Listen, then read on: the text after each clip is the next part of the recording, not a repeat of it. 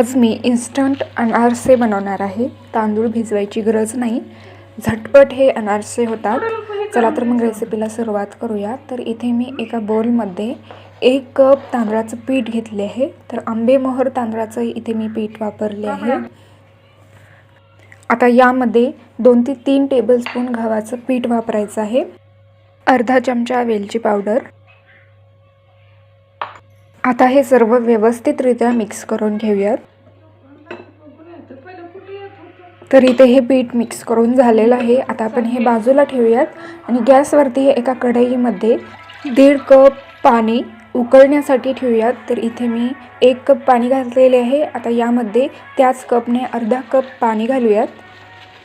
पाणी चांगलं असं उकळू लागलेलं आहे। तर आता यामध्ये आपण हे मिक्स केलेलं पीठ घालूयात। थोडं थोडं करून हलवत अशा प्रकारे आपल्याला हे पीठ या पाण्यामध्ये टाकून घ्यायचं आहे।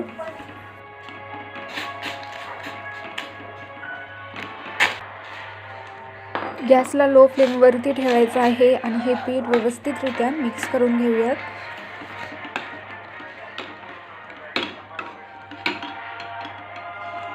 तर इथे हे पीठ चांगलं असं मिक्स करून झालेलं आहे। तर आता यामध्ये 2 टेबलस्पून तूप घालूयात। आता हे तूप यामध्ये व्यवस्थित असं मिक्स करून घेऊयात। आता या स्टेजला आपण गॅस बंद करूयात।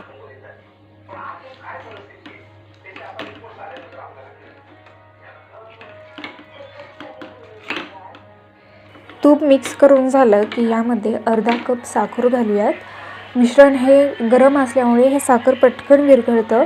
तर हे आपण यामध्ये मिक्स करून घेऊयात।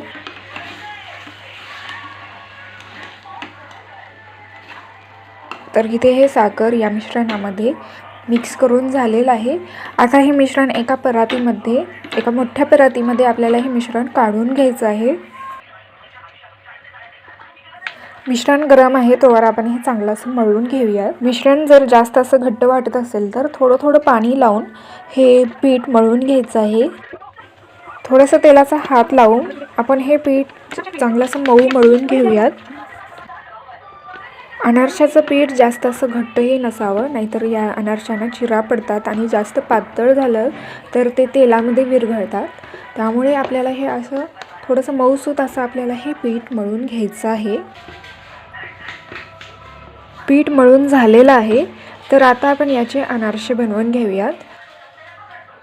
थोडंसं पीठ घेऊयात आणि याला असं गोल बॉल बनवून घेऊयात आणि हाताने प्रेस करून याची कढाई एकसारखी करून घ्यायची आहे। आता हे अनारसा खसखसमध्ये घोळून घेऊयात। अनारशाला सगळ्या बाजूने खसखसे चांगले लागली गेली पाहिजे।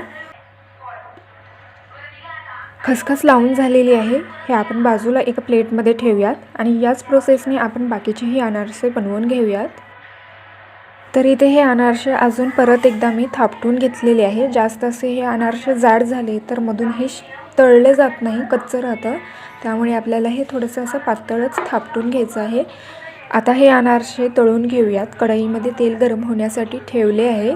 थोडंसं पीठ आपण यामध्ये टाकूयात। तर पीठ तळून हे वरी आलेलं आहे। तर तेल हे कडकडीत असं गरम झालेलं आहे। मीडियम फ्लेमवरती मी हे तेल गरम करून घेतले आहे। आता यामध्ये आपण हे अनारसे सोडून घेऊयात तेलामध्ये आणि या अनारशांना 2 ते 3 मिनिटे मीडियम फ्लेमवरतीच पलटून तळून घ्यायचं आहे।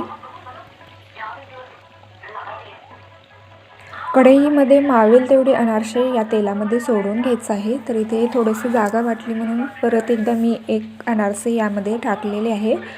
तर दोन्ही बाजूने पलटून अशा प्रकारे हे सोनेरी रंग होईपर्यंत छान असं तळून घ्यायचं आहे। तर इथे हे अनारसे तळून झालेले आहे। एका प्लेटमध्ये काढून घेऊयात। तळून झाल्यावर हे अनारसे काही वेळाने थंड झाले की मऊ पडतात। तर इथे हे इन्स्टंट अनारसे तयार आहेत। चला तर मग परत भेटूयात अशाच एका नवीन रेसिपीसोबत।